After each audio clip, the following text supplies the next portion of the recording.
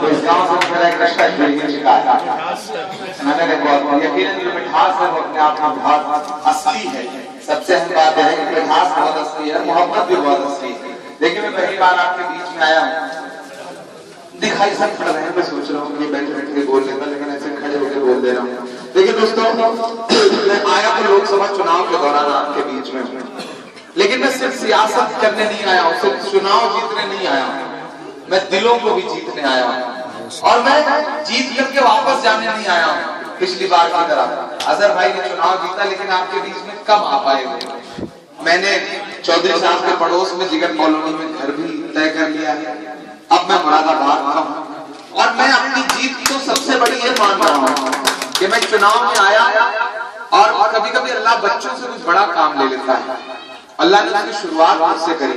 दोनों भाई एक दूसरे के खिलाफ जंग लड़ा करते थे, चुनाव में एक दूसरे के खिलाफ खड़े होते थे, लेकिन अल्लाह का ऐसा करम हुआ कि हम लोगों ने गुजारिशें करी, हम लोगों ने चरौरी करी, मेहनत करी, और उसके बाद आज हालत यह है कि दोनों भाई अल्हम्दुलिल्लाह मेरे इलेक्शन एक साथ लड़ा रहे हैं। ये पहली सी बात है।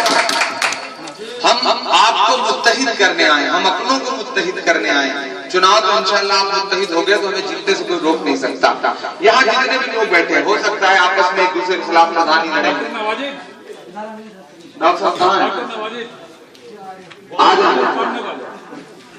हो सकता है आपने प्रधानी का चुनाव लड़ा हो, कोई नाइंसाफी हो, कभी कोई झगड़ा हुआ हो, खानदानों में कोई लड़ाई हो, लेकिन जिस दिन मैं मुरादाबाद में यूनिवर्सिटी बनाऊंगा उसमें दोनों बच्चे पढ़ेंगे ना, जिससे इनकी मुखालफत होगी, जिनसे उनकी भी मुखालफत होगी, पढ़ेंगे दोनों बच्चे ना।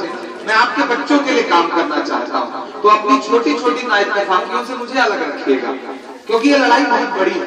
इस लड़ाई का मकसद बहुत बड़ा है। जब मकसद बड़ा हो तो छोटी छोटी कुर्बानियां सबको देनी पड़ती है। मैं भी दे रहा हूँ कुर्बानी। मैंने कहा मेरी ड्रिप लगी हुई है, ग्लूकोज चल रहा है, इंजेक्शन ले रहा हूँ, लेकिन सुबह 8 बजे 9 बजे निकलता हूँ तो रात में 3 बजे लौट के घर वापस आता हूँ।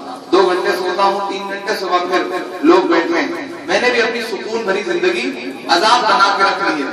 कुर्बानी ये भी है, मेरी भी कुर्बानी है, मैंने भी कुर्बानी दी, लेकिन मैं जो आपके लिए करना चाहता हूँ वो तभी कर पाऊंगा जब आप मुझे पार्लियामेंट पहुंचाएंगे।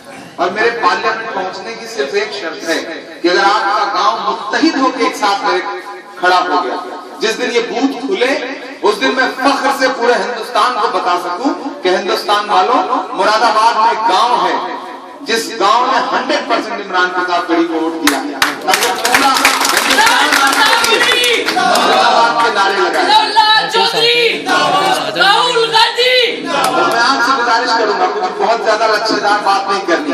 आप सब समझे समझाए हुए लोग, आप सब मोहम्मदुल्लाह साहब, फिजाउल्लाह साहब के परिवार से जुड़े हुए लोग, और जिस रफ्तार में मुझे उड़द चावल खिला रहे हैं उस दिन में मेरे भी चौधरी हो जाने का खतरा बरकरार है।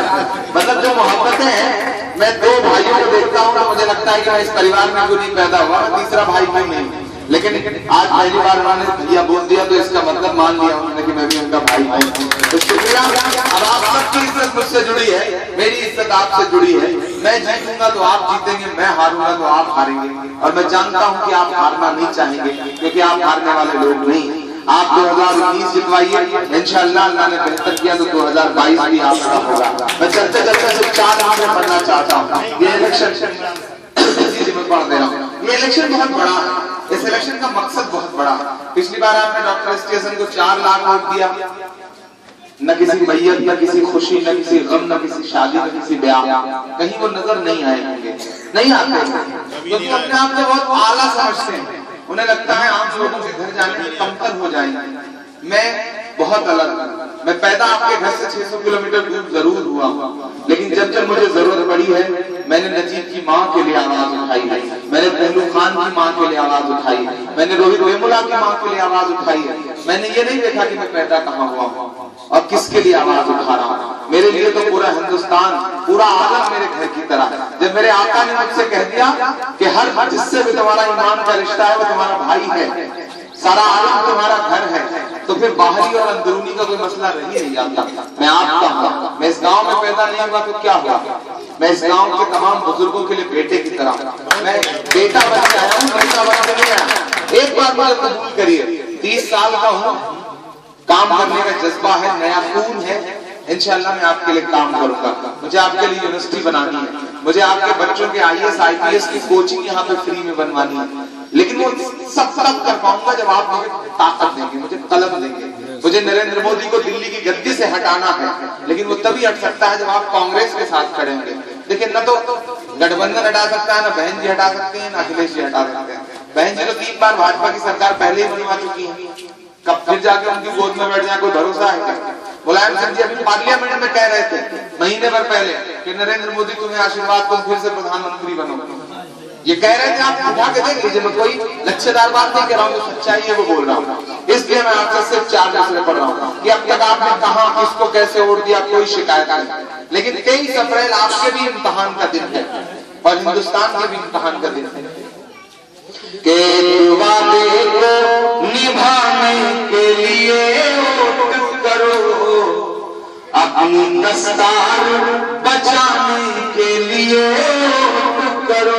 कल के नेता साहब बड़ा होता था कि मैं पढ़ दे रहा हूँ, एक वादे को निभाने के लिए वोट करो, अपनी दस्तार बचाने के लिए वोट करो।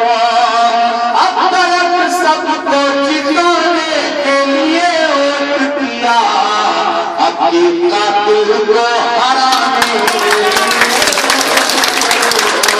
अपने कातिल को हराने के लिए वोट करो। गठबंधन से हमारी लड़ाई नहीं, हमारी लड़ाई सीधे भाजपा से।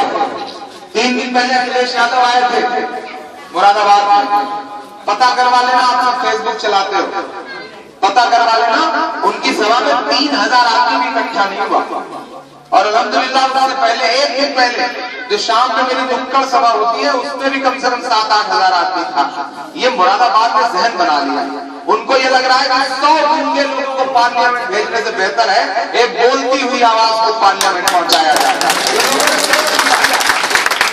लेकिन बिना आपके साथ में नहीं जीत पाऊंगा। मेरा वजूद कोई नहीं है बिना आपके, मेरी मिसाल कोई नहीं है, मेरी हैसियत कोई नहीं है। अगर आप साथ खड़े हो गए तो इंशाअल्लाह मुझे जीतने से कोई रोक भी नहीं सकता, ये भी सच्चाई है। मैं आपसे वादा कर रहा हूँ कि अगर आपने मुझ पर यकीन जताया और आप जताएंगे जिसका मुझे पूरा यकीन है, तो इंशाअल्लाह 23 अप्रैल को आप मुझे ज्यादा से ज्यादा तादाद में, कम से कम इस गांव में मुझे मोहम्मद रसाल ने बताया 97% ये कह रहे थे, 93% डॉक्टर साहब कह रहे थे, 3% मेरे लिए बढ़ा दीजिए। 100% ये गांव अगर मुझे वोट करेगा तो मैं वादा करता हूँ कि मुरादाबाद में जब भी किसी डेवलपमेंट की कोई बात चलेगी तो सबसे पहली जो प्राथमिकता होगी, सबसे पहला जिस गांव का हक बनेगा वो आपके गांव का बनेगा। ये मेरा आपसे वादा है। मेरे दिल के भी दरवाजे, मेरे घर के भी दरवाजे 24 घंटे आपके लिए खड़े हैं। आप सबसे गुजारिश कि आज से इस लड़ाई को आप लड़ें, आज से इस लड़ाई में आप इमरान बन जाए। मेरे बुजुर्ग मेरे लिए वोट भी मांगे, मेरे लिए नमाजों के मुसल्ले पे बैठ करके दुआ के लिए भी हाथ उठाएं, क्योंकि एक बहुत बड़ी जंग लड़ रहा हूं मैं। इस जंग में दुआ, सपोर्ट, वोट सबकी जरूरत है। नेता आपसे आते हैं, हाथ हिलाते हैं, वोट मांगते हैं। पहला ऐसा इंसान है जो आपसे दुआ से भी गुजारिश कर रहा है, मेरे लिए दुआ करें। मैं जज्बों से इलेक्शन लड़ रहा हूँ, मैं जज्बातों से इलेक्शन लड़ रहा हूँ। मेरे पास गाड़ियों का काफिला नहीं है, मेरे पास समीकरण नहीं है, मेरे पास गोलियां नहीं है, बंदूकें नहीं है, लेकिन मेरे साथ अच्छे लोग हैं, मेरे साथ ईमानदार लोग हैं, मेरे साथ मुरादाबाद की आवाम है।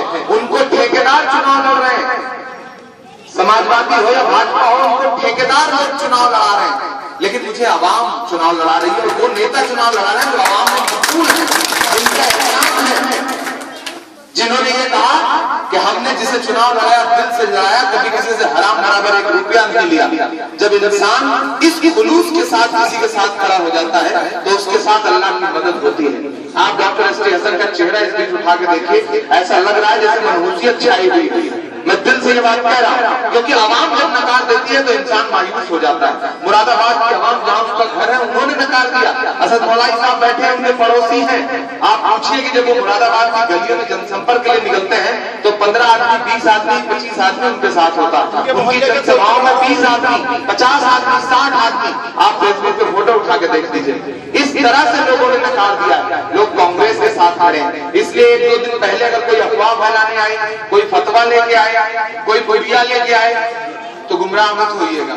इस तरह की बड़ी स्कीमें चलाई जाएंगी, क्योंकि जब इस तरह के लोग नकार उठते हैं तो फिर वो इस तरह की खुराफात करते हैं। तो एक तरफा कांग्रेस के साथ खड़े हुए, राहुल जी के साथ खड़े हुए, मोहम्मद